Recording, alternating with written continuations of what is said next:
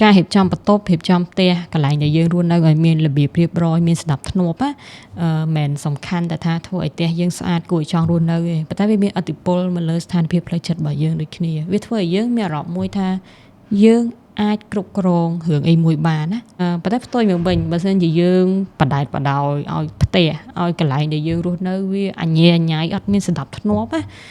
យើងចាប់ផ្ដើមយកអាហ្នឹងមកធ្វើជាលេសថាចេះអើយឲ្យខ្ញុំចាប់ផ្ដើមជីវិតអីថ្មីមិនឬក៏ឲ្យខ្ញុំទៅចាប់ផ្ដើមគោលដៅអីថ្មីអីបើសំបីទូកៅអៅនឹងខ្ញុំមិនទាន់ទាំងមានពេលរៀបចំមុនហ្នឹងអូយមួយថ្ងៃខ្ញុំរវល់ណារហូតទៅពេលរៀបចំផ្ទះឲ្យស្អាតមិនបានហងចង់ឲ្យខ្ញុំទៅធ្វើអីគេទៀតអញ្ចឹងមានអារម្មណ៍ថានៅពេលដែលយើងបដែតបដោយឲ្យអាអ្វីដែលនៅជុំវិញខ្លួនយើងអញ្ញែអញ្ញៃ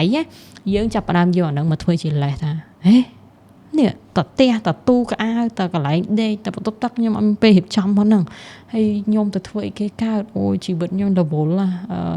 ជួនកាលអាហ្នឹងអាចជាលេសមួយដែលយើងកំពុងតែខាត់ខ្លួនឯងអត់ឲ្យទៅធ្វើអីដែលថ្មីឬក៏យើងកំពុងតែ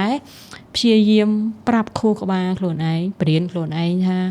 អូយជីវិតខ្ញុំញ៉ៃញ៉ៃខ្ញុំអត់ទាំងមានពេលរៀបចំផ្ទះផងហើយខ្ញុំទៅរៀបចំជីវិតខ្ញុំមិនទៅអញ្ចឹងបើសិនជាបងប្អូនទាំងអស់គ្នាកំពុងតែមានអារម្មណ៍ថាសុញពិបាកគិតពិបាកសម្រាប់ចិត្តអីរៀបចំផ្ទះរៀបចំទូកៅអៅរៀបចំកន្លែងរស់នៅរបស់យើងឲ្យមានរបៀបសិនហើយអាផ្លូវចិត្តរបស់យើងវាចាប់ផ្ដើមមានរបៀបអាការគិតរបស់យើងក៏វាមានរបៀបហើយយើងនឹងមានអារម្មណ៍មួយថា